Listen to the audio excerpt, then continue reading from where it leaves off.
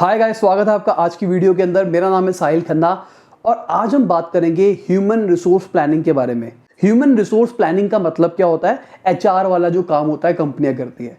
तो आज के असाइनमेंट्स में बहुत अलग टाइप के असाइनमेंट्स दूंगा आपको और बहुत सारी ऐसी चीजें बताऊंगा जो एज अ बिजनेसमैन हर एक बंदे को पता होना चाहिए कि कैसे मेरे को अपनी पूरी टीम को मैनेज करना है। ह्यूमन रिसोर्स मैनेजमेंट नाम से ही पता लग रहा है। ह्यूमन रिसोर्स मतलब जो बंदे आपकी कंपनी के अंदर काम करते हैं, कोई भी हो, किसी भी लेवल के ऊपर हो, उनको हम ह्यूमन रिसोर्स कहेंगे।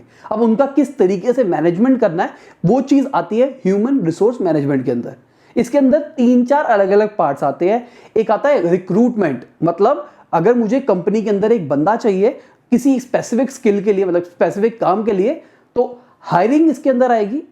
अब वो बंदा मुझे पसंद नहीं है, उसको निकालना है, वो उसके अंदर आएगा और साथ में ट्रेनिंग आएगी कि अब मैंने बंदा हायर कर लिया, उसको एडवांस ट्रेनिंग देनी है ताकि वो आगे बढ़ पाए। तो सबसे पहले असाइनमेंट दूंगा, उसके बाद आगे हम चलेंगे थ्योरी के ऊपर।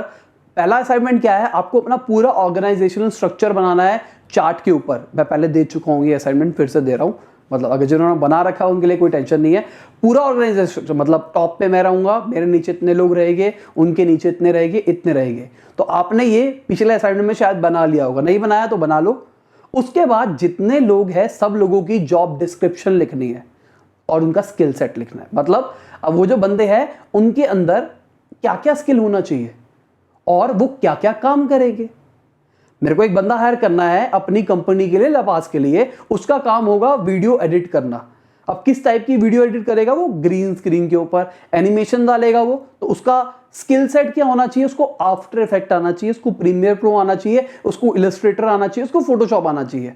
अगर आप में से कोई है तो मेरे को कांटेक्ट कर लेना, मुझे असली में जरूरत है, एग्जांपल नहीं था। इसके अंदर ये भी हो सकता है कि अच्छा बोलने वाला होना चाहिए, अच्छा लिखने वाला होना चाहिए, अच्छे राइटिंग स्किल्स होने चाहिए। जो भी स्किल चाहिए वो सारा का सारा लिख डालो। अब बात करते हैं ऑफिस कल्चर के बारे में। ऑफिस का जो कल्चर होता है वो भी एचआर देखता है, वो भी as a human resource manager हमको ही देखना पड़ेगा। अब क्या देखता है वो? ऑफिस का कल्चर का मतलब क्या होता है? ऑफिस के अंदर टी शर्ट में बंदे आएंगे, सूट पहन के आएंगे, शर्ट पहन के आएंगे, वो किस तरीके से इंटरेक्ट कर सकते हैं। बहुत सारी जगहों के अंदर, अपने कंपनियों के अंदर देखा होगा, आप फेसबुक एक्सेस नहीं कर सकते, आप डैश चीजें एक्सेस नहीं कर सकते, आप naukri.com एक्सेस नहीं कर सकते। बहुत सारी कंपनियों ने इसकी लिमिटेशन लगा रखी है। तो ये भी ऑफिस कल्चर का पार्ट है। अगर हम गूगल की बात करके चलते हैं तो गूगल के अंदर एक स्पेसिफिक रेंज के अंदर आपको खाना मिल जाता है। तो उनका ये मानना है कि भाई मेरे इंप्लॉइज के लिए प्रोविजन होना चाहिए खाने का, उनको जब भूख लगे तो उठ के खा सके। मैं अपना बात करके चलूँ, हमारे पास कोई वर्किंग आवर्स नहीं होते। मेरे लिए सबसे इंपॉर्टेंट चीज है काम टाइम पे होना चाहिए। तो हमारा ऑफिस का कल्चर यही है। मैं अगर मान के चलो मैं हूं, अभी ऑफिस में हूं, तो मैं टी शर्ट पहन के हूं, कोई फर्क नहीं पड़ता यार। कई लोगों को लगता है प्रोफेशनलिज्म का मतलब होता है सूट पहनना। डिपेंड करता है आप कहां पे काम कर रहे हो। बहुत सारे ऐसे प्रोफेशनल लोग हैं बड़े बड़े लेवल के ऊपर जो कि टी शर्ट्स में घूमते हैं। अगर मैं स्टीव जॉब्स की बात करके चलूं, वो सूट में नहीं घूमते थे। तो हमारे देश के अंदर लोगों का ऐसा मानना है कि अगर हम सूट पहनते हैं तो हम प्रोफेशनल दिखते हैं। ये सब कुछ डिपेंड करता है आपके ऑफिस कल्चर पे, आप किस टाइप का काम चाहते हो। अब कैसा काम चाहते हो मतलब कैसे क्लाइंट्स चाहते हो। आपके क्लाइंट्स अगर सूट पहनते तो आपको भी सूट पहनना पड़ेगा, अनटिल अनलेस आप स्टीव जॉब्स हो। एक छोटी सी रिकमेंडेशन देता हूं मैं, जो हर कंपनी वाले को देता हूं, अपने ऑफिस के अंदर कॉफी की मशीन लगा लो। बहुत सस्ती आती है, कॉफी का पाउडर भी सस्ता आता है। बाहर से चाय वाय लाने में बहुत टाइम वेस्ट होता है। कॉफी मशीन ऑन रहती है, जब भी आपकी टीम को लेथार्जिक फील होगा वो सीधा उठेगी, अपने लिए कॉफी बनाएगी और कॉफी पी लेंगे, जिससे प्रोडक्टिविटी बढ़ती है। प्लस साथ में एक सबकॉन्शियस लेवल पे लगता है भाई मेरे ऑफिस में तो कॉफी मशीन है, अनलिमिटेड कॉफी पियो जितनी पीनी है। जब हमारे पास कुछ नहीं होता ना, स्केर्सिटी होती है ना किसी चीज की, तब हमको ज्यादा चाहिए होता है। जब हमारे पास कोई चीज बहुत ज्यादा सरप्लस के अंदर होती है ना, बहुत ज्यादा कट्टे भर भर के पड़ी होती है ना, तो हमको लगता है यार ये तो पड़ी है, कभी भी कर लूंगा। तो रिसर्चेस ने भी ऐसा देखा कि अगर हम किसी चीज को कम देंगे एम्प्लॉयज को तो उसको कमी दिखेगी। अगर मैं उनको बहुत ज्यादा दे दूंगा तो वो ओवरऑल कम ही यूज करेंगे। मैं अपना एग्जांपल लेके चलता हूं। ऑफिस में ऑन एवरेज 1 से 2 कॉफी लगती है। अगर मैं इसको अनलिमिटेड कर रखा है इसलिए, अगर मैं इसको लिमिटेड कर दूंगा या फिर मैं कुछ कर दूंगा कि भाई ऐसा है, तो 2-3 कॉफी पीने के बाद भी वो कहेंगे यार 2-3 कॉफी तो है। अब अगला एक इंपॉर्टेंट पॉइंट के बारे में बात कर रहे हैं, वो है सक्सेसर प्लानिंग। आप एक सीईओ हो, आप मालिक हो कंपनी के, इसका मतलब ये नहीं है कि आप जिंदगी भर मालिक बन के रहोगे। कल को एक बंदा आएगा जो आपको रिप्लेस कर सकता है। आपका वो बच्चा हो सकता है या फिर आपका कोई ऐसा टीममेट हो सकता है जो कि बहुत पावरफुल है, मतलब जिसके पास पूरा स्किल सेट है। जैसे मैं अपनी बात मान के चलता हूं, अभी मैं कोई XYZ काम करता हूं अपनी टीम के अंदर, अपनी कंपनी के अंदर, जिसके चक्कर में मेरा बहुत सारा टाइम जाता है।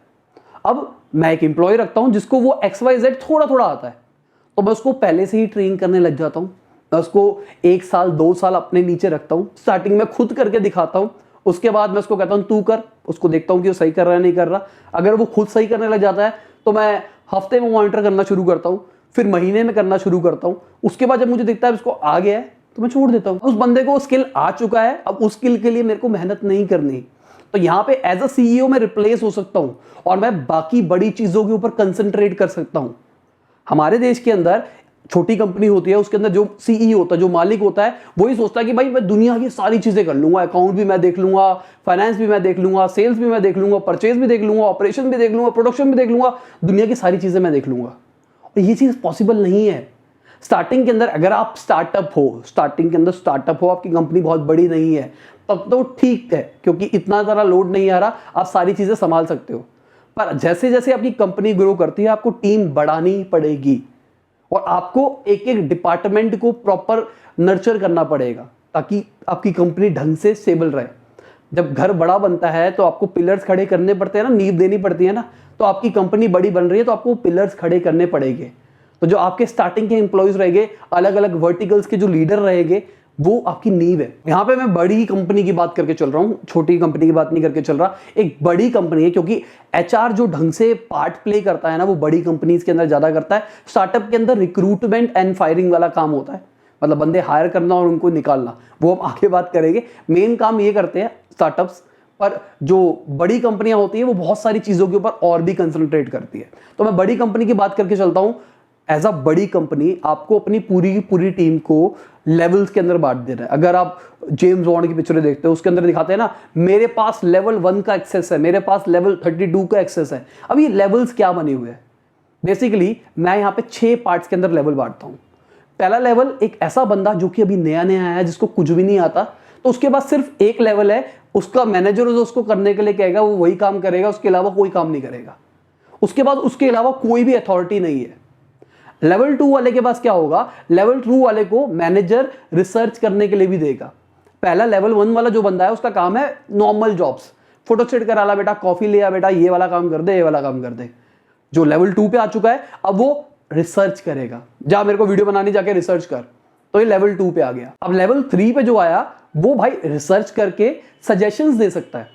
मैं एक नॉर्मल स्टार्टअप्स की बात करके चल रहा हूं, मैं यहाँ पे FBI की बात करके नहीं चल रहा कि लेवल 3 वाला 2 बंदों को मार सकता है, लेवल 4 वाले के बाद एक्सेस है, मैं नॉर्मल बात करके चल रहा हूं। तो लेवल 3 पे जो बंदा आया वो सजेस्ट भी कर सकता है, रिसर्च करी उसके बिहाफ पे हमको कह सकता है कि सर आपको ये करना, ये करना, ये करना, ये करना। लेवल 4 वाला बंदा काम शुरू कर सकता है अपने आप से। उसको लगता है इस चीज की जरूरत है, इस चीज के ऊपर भी रिसर्च करनी चाहिए, वो अपने आप से कर सकता है बिना आपसे परमिशन लिए। लेवल 5 वाला बंदा कुछ चीजें कर सकता है, एग्जीक्यूट कर सकता है। वो जैसे कि अगर मैंने कहा HR के अंदर कोई बंदा है या फिर मेरी टीम के अंदर एक बंदा है, मैंने उसको कहा ठीक है तू फोन संभाल ले, तू क्लाइंट डीलिंग कर ले, तो वो पिच मार सकता है क्लाइंट्स को, पर क्लाइंट से जो पैसों की बात होगी या जो भी बात होगी उसके पास वो एक्सेस नहीं है। अगर उसको एक्सेस चाहिए तो पहले उससे मुझसे पूछना पड़ेगा कि इसको कितना पिच मारना है, कितना प्राइस मारना है, तब जाके उस तक ट्रांसफर हो। लेवल 5 हो गया। लेवल 6 को मैंने पूरी अथॉरिटी दे दी है, जितनी पावर मेरे पास लेवल 6 के बाद भी उतनी पावर। तो मतलब जितनी मैं, वो पिच भी मार सकता है, वो कॉल भी कर सकता है, वो कुछ भी कर सकता है। तो मैं अपनी कंपनी को इन 6 लेवल्स के अंदर बांटता हूं। आप खुद सोचो आप अपनी कंपनीज को किस लेवल के अंदर बांट सकते हो। तो ये 6 लेवल फॉर्मूला है जो मैं यूज करता हूं, आप भी as it is copy paste यही 6 लेवल फॉर्मूला यूज कर सकते हो। अब बात करते हैं रिक्रूटमेंट की। रिक्रूटमेंट स्टार्टअप्स के लिए बहुत मुश्किल रहता है इस स्टेज के ऊपर। मैं जहां पे यूट्यूबर हो गया, मैं बहुत सारे लोगों को तो अप्रोच कर सकता हूं, बहुत कुछ कर सकता हूं, मुझे राइट टैलेंट नहीं मिलता अपनी कंपनी के लिए। मैं भी बहुत ढूंढता हूं। लोग कहते हैं कि भाई हमारे देश में इतनी बेरोजगारी है कि लोग JCB की खुदाई देखते हैं, इतनी बेरोजगारी है। पर वो बेरोजगारी क्यों है? क्योंकि स्किल्स नहीं है। बंदे हैं तो सही जिन्होंने बहुत अच्छी अच्छी जगह से कोर्स कर रखे हैं, पर उनको बुलाता हूं, कहता हूं भाई काम करके दिखाओ, भाग जाते हैं। मेरे को स्किल चाहिए अपनी कंपनी के लिए, एक ऐसा बंदा जो कि अच्छा फोन पे बात कर सके, अच्छा सेल्स पिच मार सके, ईमेल्स पे अच्छी सेल्स पे मार सके, ये सारे काम के लिए। तो मैं इस बंदे को बहुत टाइम से ढूंढ रहा हूं। बंदे आते हैं, मैं इंटरव्यू करता हूं, पर वो फील ही नहीं आती है। स्टार्टिंग में मुझे ऐसा लगा कि मैं पैसे कम मांग रहा हूं इंडियन मार्केट के हिसाब से। फिर मैंने मार्केट स्टैंडर्ड जाने कि कितने रुपए मांगते हैं, मतलब कितने रुपए में आपको एम्प्लॉय मिल जाता है, देखा उनमें भी स्किल नहीं है। मैं वीडियो एडिटिंग की बात करके चलूं, बीच में वीडियो एडिटर आते गए जाते गए, पर वो नेक्स्ट लेवल स्किल्स मुझे दिखे ही नहीं उनके अंदर। फिर मुझे लगा नहीं यार, मैं पैसे कम दे रहा था, इसलिए इससे बढ़िया स्किल क्या मिलेगा। तो मैंने सोचा, मैंने कहा चलो ज़्यादा पैसे दे के देखते हैं। ज़्यादा पैसों वाला मैंने हायर करने की कोशिश करी, मैंने ढूंढा मार्केट के अंदर, पर वो उस लेवल का दिखा ही नहीं। मेरे को दिख रहा है यार वो बंदा कुछ कर ही नहीं पा रहा। अब बंदे ने अगर 4 लाख 4.5 लाख रुपए का कोर्स किया और वो नहीं कर पा रहा, तो ये तो बहुत बुरी चीज़ है। तो मैं अपनी कंपनी में क्या करता हूँ, हायरिंग करने से पहले, अब देखो 2-3 तरीके हायर करने के। मैं कैसे करता हूँ, रेज्यूमे सब बना लेते हैं यार, रेज्यूमे अच्छे सब बना लेते हैं, अच्छा इंटरव्यू भी बहुत सारे लोग दे देते हैं, पर एट लास्ट जो स्किल्स रिक्वायरमेंट होती है ना, वो सबसे इंपॉर्टेंट चीज़ है। तो मैं क्या करता हूँ, जैसे मान लो मेरे को वीडियो एडिटर हायर करना है, तो मैं इंटरव्यू में तो टाइम पास बातें करूंगा उससे, कि बस मैं देखूंगा कि भाई कहाँ पास एक्सपीरियंस है, क्या इंटरेस्टेड है मेरे पे काम करने के लिए, फ्यूचर क्या प्लान लेके बैठा है, कितने टाइम तक मेरी कंपनी में रिटेन करेगा, दिमाग है, कॉमन सेंस है इसमें, नहीं है। मैं बस ये चीज़ें देखूंगा और कुछ नहीं देखना मेरे को। अब आ जा बेटा मशीन टेस्ट पे, आ बेटा वीडियो एडिट करके दिखा, अगर तूने सही से एडिट करी तभी हायर करूंगा, वरना हायर नहीं करूंगा। अब आपकी कंपनी है, आपकी कंपनी में आपको कोई बंदा चाहिए, उसको आप ट्रायल बेसिस के ऊपर हफ्ते के लिए रख सकते हो कि भाई मैं तेरे को इस हफ्ते के लिए ट्रायल बेसिस पे रख रहा हूं, तू काम कर, अगर सही लगेगा तो हम तेरे को रिक्रूट करेंगे, रखेंगे, वरना इस हफ्ते के बाद हम आपको फायर कर देंगे। तो ये हफ्ता आपका सिर्फ प्रोहिबिशन पीरियड रहेगा। कई कई जगह पे कई ऐसी प्रोफाइल्स होती है जहां पे पर्सनैलिटी मैटर करती है। जैसे मैं वीडियो एडिटर की बात करके चल रहा हूं, वो कैसा भी दिखे मुझे कोई फर्क नहीं पड़ता, कुछ भी लोग, मुझे क्या लेना देना यार, मेरा स्किल देखो, स्किल चाहिए। और बहुत सारी ऐसी प्रोफाइल्स होती है जहां पे अपीयरेंस, बोलने का तरीका, शक्ल, किस तरीके से बंदे ने ग्रूमिंग कर रखी है, वो सारी चीजें मैटर करती है। तो अगर मैं सेल्स वाला बंदा ले रहा हूं तो मैं इन सारी चीजों के ऊपर ध्यान दूंगा, यहां पे मैं बाकी चीजें नहीं देखूंगा। तो आपको अगर ऐसी कोई बंदा हायर कर रहे हो तो आपको उसकी पर्सनालिटी भी चेक करनी है। ज्यादातर जो आप बिजनेस एनालिस्ट रखते हो अपनी कंपनी के लिए, मैंने अपने करियर की स्टार्टिंग बिजनेस एनालिस्ट से करी थी, तो बिजनेस एनालिस्ट क्या करते हैं, वो आपकी कंपनी के अंदर प्रॉब्लम ढूंढते हैं कि किस किस वर्टिकल में बिजनेस की प्रॉब्लम आ रही है और उसके ऊपर सॉल्यूशन सजेस्ट करते हैं। तो इसको लेवल 3 या लेवल 4 के अंदर हम डालेंगे, जो मैंने लेवल 6 की बात करी है, तो लेवल 3 या लेवल 4 के एम्प्लॉइज होते हैं। तो इसके अंदर अगर हमको टॉप लेवल के ऊपर हायर करना है, बेसिकली लेवल में मतलब सबसे नीचे का एम्प्लॉय, लेवल 6 का मतलब सबसे ऊपर का एम्प्लॉय। तो मेरी कंपनी के अंदर 6 लेवल की हायरार्की है। आपको लगता है आपकी कंपनी बहुत ही ज्यादा बड़ी है, 1000 लाख बंदा काम कर रहा है, तो हो सकता है आपकी हायरार्की बढ़ जाए, तो ऐसी कोई बात नहीं है। मेरी कंपनी में 6 तक अभी तक ठीक चल रहा है। तो अगर हम जैसे जैसे लेवल बढ़ाते जाएंगे, अगर मैं लेवल 4 लेवल 5 का कोई एम्प्लॉय हायर कर रहा हूं, तो मैं क्या देखूंगा, उसके प्रॉब्लम सॉल्विंग स्किल्स, उसकी कॉमन सेंस, उसका दिमाग कितना तेज चलता है। इसलिए आप देखोगे जो अच्छी कंपनियां हायर करती है ऐसी, मतलब लेवल 4 लेवल 5 लेवल 6 के लिए, लेवल 6 के लिए छोड़ो, लेवल 4 लेवल 5 के लिए, तो वो देखती है आपका कितना अच्छा रीजनिंग स्किल्स है, आप क्वांट्स में कितने अच्छे हो, मतलब आपका दिमाग कितना तेज शार्प है, कितना दिमाग आपका तेज चलता है। एक चीज और आती है, वो आती है टैलेंट मैनेजमेंट। आपके पास एम्प्लॉय तो आ गया जिसके पास बहुत अच्छे स्किल्स है, आपको मजा आ रहा है, पर ना आप उसकी सैलरी बढ़ाते हो, काम आप उसके ऊपर डालते रहते हो, ना उसको एक, देखो 2 टाइप के मोटिवेशन होते हैं, एक होता है मॉनेटरी बेनिफिट, मतलब आपने उसकी सैलरी बढ़ा दी, दूसरा होता है लग्जरी बेनिफिट, आपने उसको कुछ ऐसा प्रोविजन दे दिया जिससे वो सेटिस्फाई हो गया, यार सैटरडे ऑफ है मेरा, सैटरडे संडे ऑफ होता है मेरा, या फिर भाई मेरे ऑफिस के अंदर कॉफी मिलती है उनको, या फिर उनको कोई और बेनिफिट मिलता है। कई कंपनीज क्या करती है, एम्प्लॉय को रिटेन करने के लिए मोटिवेशनल प्रोग्राम्स पे लेके जाती है, बड़े बड़े मोटिवेशनल स्पीकर्स को अपनी कंपनी के अंदर बुलाते हैं, उनको स्पेसिफिक अमाउंट देते हैं और उनको कहते हैं कि आप बोलो, उनके अंदर जान आ जाती है, उनको काम करने में मजा आता है, उनको लगता है भाई मेरी कंपनी ने इसको बुलाया था, मेरी कंपनी ने इसको बुलाया था। अवार्ड्स देते हैं, एनुअल अवार्ड्स देते हैं, मंथली अवार्ड्स देते हैं, best employee of the month. यहाँ से एम्प्लॉयज में बेनिफिट, मतलब अंदर से लगता है कि मुझे क्या बेनिफिट मिला है, ये मॉनिटरी फॉर्म में नहीं है, ये अंदर से इंट्रेंसिक आ रहा है, अंदर से लग रहा है कि भाई मेरी कंपनी कितनी अच्छी है। यहाँ पे अगर पैसे कम भी दोगे ना तो भी चलेगा, क्योंकि उनको बाकी बेनिफिट्स दिख रहे हैं। कंपनी ने अलॉट कर रखे होते हैं स्पेसिफिक अमाउंट कि भाई मेरे को इसकी ट्रेनिंग के ऊपर इतना खर्च करना है, मुझे इसकी मोटिवेशन के ऊपर इतना सारा खर्च करना है। अब यहाँ पे बहुत सारी कंपनियां गलती क्या करती है, जैसे एग्जांपल लेके चलते हैं, एक कंपनी का डिजिटल मार्केटिंग का मंथली बजट होता है 20,000 रुपए या 30,000 रुपए। अब उसके लिए सीईओ कहता है कि भाई मैं खुद देखता हूं ना, वो जाके डिजिटल मार्केटिंग का खुद कोर्स करके आता है। करने के बाद जब वो आता है तो पता लगता है कि भाई मेरे पास तो टाइम ही नहीं है। कई लोग क्या करते हैं, एम्प्लॉय हायर कर लेते हैं और उनको कहते हैं कि भाई तुम डिजिटल मार्केटिंग का कोर्स करो, या फिर डिजिटल मार्केटिंग ट्रेन एम्प्लॉय रख लेते हैं। अब वहां पे खर्चे भी तो बढ़ा दिए आपने बेफजूल के। जहां पे उस काम को आप आउटसोर्स कर सकते थे, किसी और बंदे को दे सकते थे, आपने नहीं, अपने इन हाउस टीम रखनी है। तो हर जगह पे बिजनेसेस के लिए जरूरी नहीं है कि आपको टैलेंट को अपने पास रखना है, मतलब आपको हायर करना है या फिर खुद एक्वायर करना है। आप टैलेंट को आउटसोर्स भी कर सकते हो। कोई स्किल की रिक्वायरमेंट आप आउटसोर्स कर दो ना। मैंने ऐसा भी देखा है, कंपनियां डिजिटल मार्केटिंग वाले बंदों को बुलाती है अपनी कंपनी में ट्रेनिंग के लिए।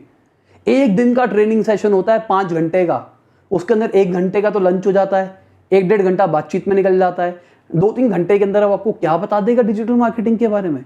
बेसिक डिजिटल मार्केटिंग होती क्या है, एसईओ क्या होता है, ये क्या होता है, वो क्या होता है, इसके अलावा तो आपको कुछ नहीं बता पाएगा ना। तो यहाँ पे क्या हो रहा है, यहाँ पे उनको जुमला दिखाया जा रहा है, उनको दिखाया जा रहा था देखो बेटा तुमको डिजिटल मार्केटिंग की ट्रेनिंग दी हमने, डिजिटल मार्केटिंग इज फ्यूचर।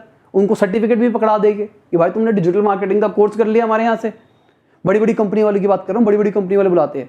यहाँ से उनको इंट्रिंसिक मोटिवेशन आएगा कि मेरी कंपनी मेरे लिए कितना सोचती है। पैसे 200, 300, 500 रुपए पर हेड खर्चा आ जाएगा उनका, 1000 रुपए पर हेड का खर्चा आ जाएगा उनका। कई कंपनी तो भाई गोवा वोवा भी लेके जाती है, वो तो बात ही अलग है, पर नॉर्मली जो देखा है मैंने 500, 1000 रुपए पर इंप्लॉय का खर्चा आ जाता है। उसके अंदर भाई आपने ये भी तो सोचो उसकी सैलरी कितनी मार ली आपने उसकी। अब सैलरी इसको कम देनी पड़ेगी, उसको अंदर से मोटिवेशन आएगा मेरी कंपनी मेरे लिए कितना क्या क्या कर रही है। ट्रेनिंग की तब रिक्वायरमेंट होती है जेन्युइनली कंपनीज को, जो मेरे को ऐसा लगता है, जहां पे आपकी टीम के अंदर गैप हो। आपको लगे कि भाई ये एम्प्लॉय बहुत अच्छा है, इसके पास ये 5 स्किल्स तो है, पर इसको छठा स्किल आ जाए ना तो ये वाला काम कर लेगा। ये काम करने के लिए इसको ये 6 के 6 स्किल्स चाहिए, तो 5 तो है, चलो उसको ट्रेनिंग प्रोवाइड कर दे छठे स्किल की भी, ताकि ये इस लेवल का बन जाए। वहां पे फायदा होता है ट्रेनिंग कराने का। हर जरूरत नहीं है यार हर चीज में ट्रेनिंग कराने की, बहुत सारी चीजें आउटसोर्स हो सकती है। लॉजिकली समझने की कोशिश करना, बहुत सारे लोग ऑफेंड भी हो सकते हैं इस बात के ऊपर। बड़े बड़े सीईओज क्या करते हैं, जाके खुद कोर्स ले लेते हैं, खुद समझ लेते हैं सब कुछ, मैं सब कुछ खुद कर लूंगा। आपने अपनी जिंदगी का, अपने अपनी कंपनी के 8 घंटे काम कर रहे हो मान के चलो, उस 8 घंटे में से 4 घंटे तो आपने लगा दिया यार इस चीजों के ऊपर। अब 4 घंटे ही तो आप अपनी कंपनी के मेन काम के ऊपर करोगे। जहां पे आप 20,000 रुपए का एम्प्लॉय या फिर 10-12 हज़ार रुपए में आप उस काम को आउटसोर्स कर सकते थे। नहीं भाई मैं 10-12 में आउटसोर्स नहीं करूंगा, मैं खुद सीखूंगा, वो 10-12 हज़ार रुपए बचाऊंगा, पर मैं अपनी कंपनी को 1 लाख रुपए का नुकसान करा के दूंगा। तो अपने पीक आवर्स, अच्छे अच्छे सीईओज क्या करते हैं, वो अपने पीक आवर्स को रिजर्व रखते हैं अपने मेन गोल की तरफ। स्टार्टिंग का जैसे दिन शुरू हुआ तो स्टार्टिंग के 4-5 घंटे वो उन चीजों के ऊपर कंसंट्रेट करेंगे जो कि उनकी बिजनेस की ग्रोथ के ऊपर काम करते हैं, ना कि छोटे मोटे कामों के ऊपर। अब एज अ सीईओ आप हर चीज को नहीं देख सकते ना, माइक्रो मॉनिटरिंग नहीं करनी चाहिए अपनी टीम के ऊपर, जो मुझे लगता है। माइक जाके देख रहा भाई क्या कर रहा तू, बता क्या कर रहा है, अच्छा ये कर रहा है, ये कर रहा है, ये कर। इससे क्या होता है, आप एक तो एम्प्लॉय भी लगता है यार कितना सर पे चढ़ा हुआ है, कर जहां उसको मौका मिलता है वहां भाग जाता है, अंदर से मोटिवेशन नहीं आता काम करने का। पर अगर आप एम्प्लॉय को कहते हो भाई छूट है तेरे पास कर, और मुझे इस डेडलाइन के अंदर ये काम कंप्लीट करके दे, बात खत्म, आई डोंट केयर, कुछ भी कर तू, रात को आ, सुबह आ, दिन रात बैठ, मुझे नहीं पता, इंटरनेट नहीं चल रहा, मेरी रिस्पॉन्सिबिलिटी नहीं है, मुझे टाइम पे काम चाहिए।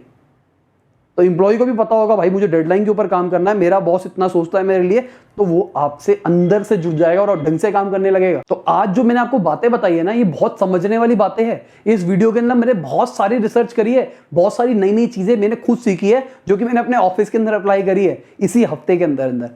तो मैं भी बता रहा हूँ भाई इन सारी चीजों को अपने ऑफिस के अंदर अप्लाई करो, बहुत ज्यादा फायदा होगा। मैंने भी सीखा, देखो मैं बोलता हूँ कि भाई मैंने 6 महीने से छुट्टी नहीं ली, बहुत सारे लोग बोलते हैं भाई मैंने इतने टाइम से छुट्टी नहीं ली। मैं बोलता हूं कि भाई मैं 12 घंटे काम करता हूं, मैं 13 घंटे काम करता हूं, मैं 17 घंटे काम करता हूं, मैं 18 घंटे काम करता हूं, क्या फर्क पड़ता है? अगर मैं 3 घंटे भी काम करता हूं और मेरा रिजल्ट आ रहा है तो सही है ना। मेन इंपॉर्टेंट चीज ये है कि मैं जो घंटे काम कर रहा हूं उसमें से कितने % जो घंटे हैं वो मैं मेजर गोल की तरफ कंसंट्रेट कर रहा हूं। जब मैंने इस बात को समझा तो मैंने रियलाइज किया मैं कर तो बहुत घंटे काम रहा हूं, मैं कर तो बहुत टाइम तक काम रहा हूं, बिना छुट्टी के काम कर रहा हूं, पर उसमें से मैं हार्डली टू हार्डली 7 से 8 घंटे या फिर मैं कहूंगा 5 से 6 घंटे उस डायरेक्शन में काम कर रहा हूं जिसमें मुझे करना चाहिए। मैं बाकी चीजें ऐसी कर रहा हूं जिसमें मैं आउटसोर्स कर सकता हूं, मैं एम्प्लॉय रह सकता हूं, मैं कुछ और कर सकता हूं, पर मैं फालतू को उन चीजों के ऊपर कंसंट्रेट करे जा रहा हूं। बहुत बड़ी बात बोल गया हूं, $1 मिलियन आइडिया दे गया हूं। ये समझने वाली बात है, बस समझ जरा। अब ज्यादा बातें नहीं करूंगा, असाइनमेंट मैंने आपको दे दिया है और बहुत आसान असाइनमेंट लग रहा होगा, पर ये आसान असाइनमेंट नहीं है, बहुत मुश्किल असाइनमेंट है। तो तीसरा असाइनमेंट का पार्ट उसमें जोड़ रहा हूं। आपने ऑर्गेनाइजेशन स्ट्रक्चर बनाया, उनकी जॉब डिस्क्रिप्शन स्किल्स लिख लिए, अब आप नीचे लिखोगे उनका सैलरी पैकेज क्या रहेगा, उनको कितना बेनिफिट दोगे, मॉनेटरी टर्म्स में और नॉन मॉनेटरी टर्म्स में क्या बेनिफिट दोगे, ट्रेनिंग व्रेनिंग। उनका एक आपको ट्रेनिंग साइकिल प्रोग्राम बनाना है कि मैं एक एम्प्लॉय को साल के अंदर क्या क्या चीजों की ट्रेनिंग दूंगा, किस किस लेवल के ऊपर किस किस लेवल की ट्रेनिंग दूंगा। और ऐसे कितने काम है मेरी कंपनी के अंदर जिनको मैं आउटसोर्स कर सकता हूं, जिनके लिए मैं एम्प्लॉय हायर कर सकता हूं या थर्ड पार्टी कोई कंपनी पकड़ सकता हूं जो कि बाहर मेरा काम संभाल ले। ऐसे कितनी सारी चीजें हैं, क्योंकि मुझे अपना मेजॉरिटी ऑफ टाइम अपने बिजनेस की ग्रोथ के ऊपर लगाना है, ना कि छोटी मोटी चीजों के ऊपर, माइक्रो मॉनिटरिंग के लिए। मेरे को उन चीजों के ऊपर कंसंट्रेट करना है जिस पे अगर मैं कंसंट्रेट ना करूं तो आने वाले एक हफ्ते के अंदर मेरी कंपनी खराब हो सकती है या एक महीने के अंदर मेरी कंपनी बर्बाद हो सकती है।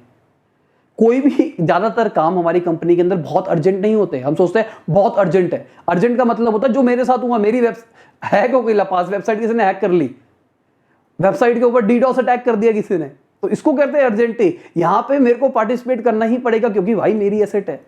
एम्प्लॉयज रख सकता हूं, आउटसोर्स कर सकता हूं, सबसे ट्राई करने के साथ में मेरे को खुद भी मॉनिटर करना पड़ेगा कि क्या चल रहा है क्या नहीं चल रहा, क्योंकि वो मेरी मनी चीज है, वो मेरी ऐसी चीज है जो कि मुझे पैसा कमा के दे रही है। पर अगर बात चले कि मेरे ऑफिस के अंदर एक पंखा काम नहीं कर रहा, मेरे ऑफिस के अंदर कॉफी खत्म हो गई, या मेरे ऑफिस के अंदर कोई भी छोटी मोटी प्रॉब्लम है, तो इसके लिए मेरे को इंटरफेयर नहीं होना चाहिए ना।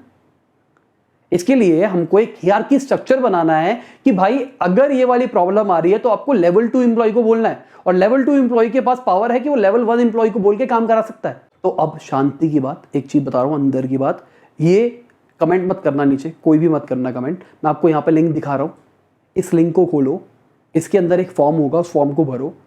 उस फॉर्म के अंदर मैं फर्स्ट 32 लोगों को अपने ऑफिस में बुलाऊंगा, अपनी क्लास के अंदर बुलाऊंगा, और हम बैठ के आपके असाइनमेंट्स के ऊपर देखेंगे।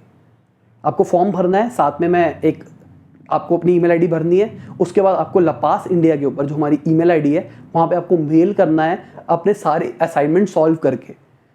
जो फर्स्ट 32 एंट्रीज होगी उनको मैं अपने ऑफिस में बुलाऊंगा और लाइव उनके साथ में प्रॉब्लम सॉल्व करूंगा उनकी, फ्री ऑफ कॉस्ट।